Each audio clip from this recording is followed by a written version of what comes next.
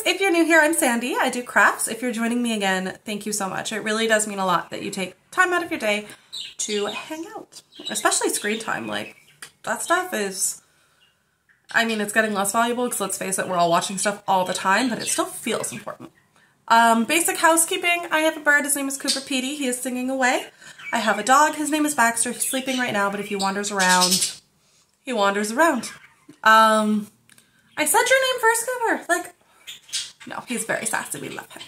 We love them both. They're both perfect. Anyway, so today we are talking about something that I've really been thinking about a lot. So I want to say recently because it sounds better, but I moved a while ago. And we've tried really hard, my husband and I, not to do, you know, the thing where you're like, oh, we need to unpack. So you just put stuff on any shelf just to get it out of the boxes, and then it lives there forever. And then you hit that point where you're like, oh my God, why are we so disorganized? Why do we have so much stuff? And then you go insane and have a big breakdown, do a little bit, and then never really ends up finished. So we're trying to avoid that because that's what we did in our last house. And it was also a very, like, the move went slower than we thought because it took us a really long time to buy this place. But when we did and we got the keys, it literally was like, boom, because they had a cancel. Moving people had a cancellation. So they came in like in 2 weeks, and it was just, I was not prepared to move at the time. I was like, I was happy to, but it just, you know, when things kind of throw you off. So I've been doing a lot of reflection in unpacking, and that's why it's taken so long. So it was, you know, moving from a place where I was deeply unhappy to a place it really, I mean, this was the last place I was really happy. So it's being kind of almost a rebirth move. It's a lot of emotions. There's a lot of crying. It's probably way over dramatic, but you know, purging your stuff, looking through your life, it's really forced me to think about why, especially in like my craft life, why have I made this? Why, like, even anything, why did we make this? Why did we buy this? Do we have room for this in our life? It's, you know, a big consideration. So we kind of have gone through that, and I think I've done a lot of analyzing over the DIYs that I've made. And I think it's important to talk about as well, not just for my figuring out how to be not just more sustainable in my wardrobe, but also like more curated. I want better quality stuff. I want to go slower. Yeah, so just all the things we're supposed to be doing and caring about. Why are you just, of all the days for you to decide to fit weird? So this leads me to this cardigan because I think it represents a lot of all of that. So this is the Folklore Cardigan by Lion Brand Yarn. We'll call it what it is. It's the Taylor Swift cardigan. It's a free pattern, and it I've had it realistically for a year and a bit. I think maybe almost 2 years at this point. I started it during lockdowns. Yeah, I started during lockdowns, but it took me a long time to finish because it is a pretty complicated piece.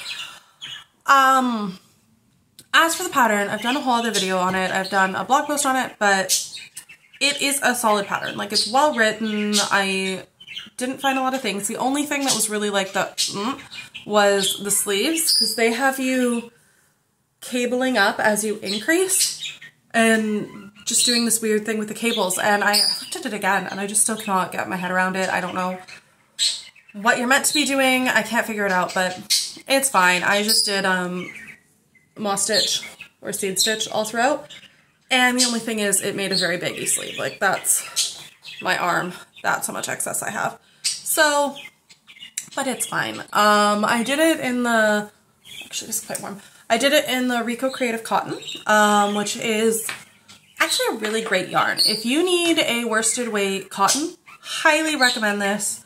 It's a good workhorse, it's really soft, really comfy, it washes great. So I think the first and the biggest kind of thing I have with this is my choice of fiber. So there's a lot of pros with cotton. It's that, you know, I can throw it in the wash, which is great. It was a great yarn to work with. I can wear it all year round. Like, even now it's you know, the start of spring going into summer, and I always like having a sweater on. I like having something over my shoulders. I don't like feeling really exposed.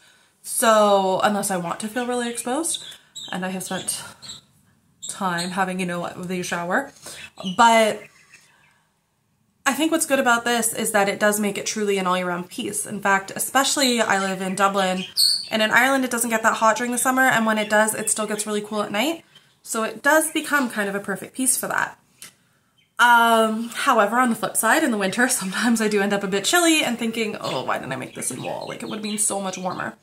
So the kind of negatives of cotton are, I think this would have looked better in wool. The pattern was written for a wool. There's kind of a draping issue with the way it drapes in the front, especially since I used metal buttons. So you can see it's very, very drapey. Even on the non-button side. So it kind of hangs forward. And yeah, I mean, I think the biggest pro though with it was I did start this in lockdown, and I had cotton. I had it right there. I had enough to do the project.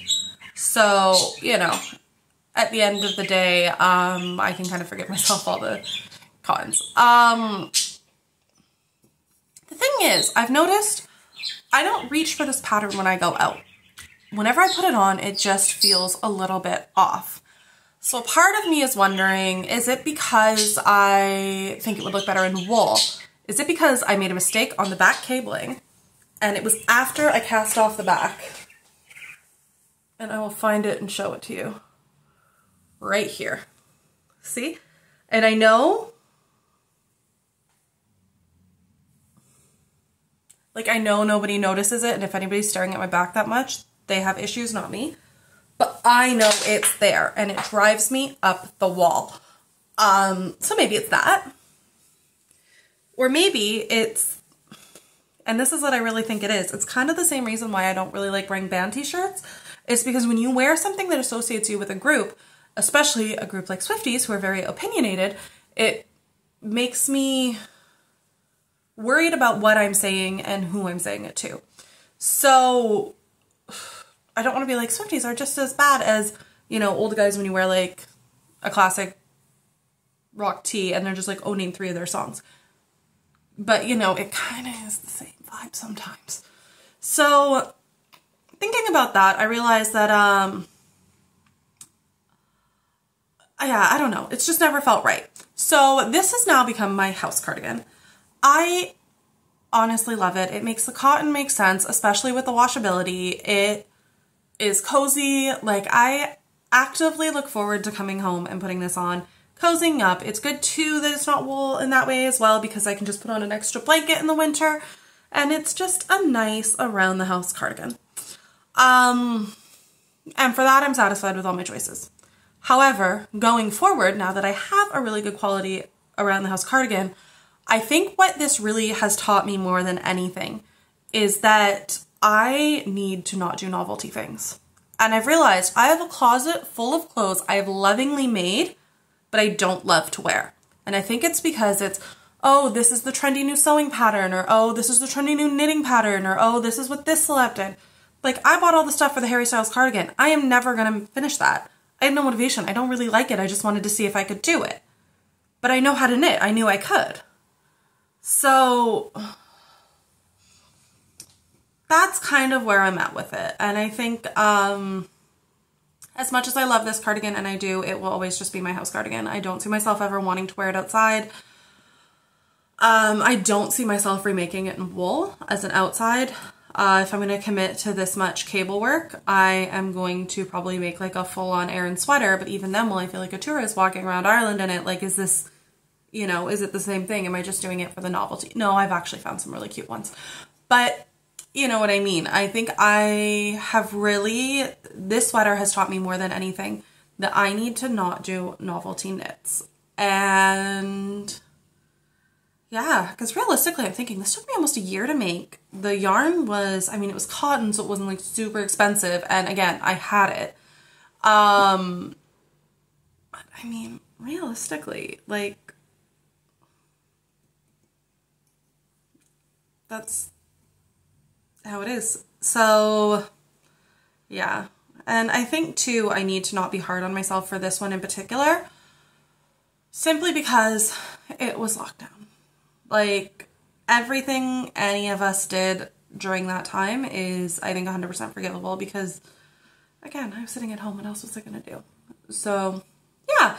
I hope this made any sense, and I hope it encourages you to look at your wardrobe in terms of, why do I have this? What more do I need? Because this is the thing too, is I do actually need some cute going out sweaters that are wool to bridge the gap of seasons, and a part of me wonders if I had spent the time I spent making this, making something like that.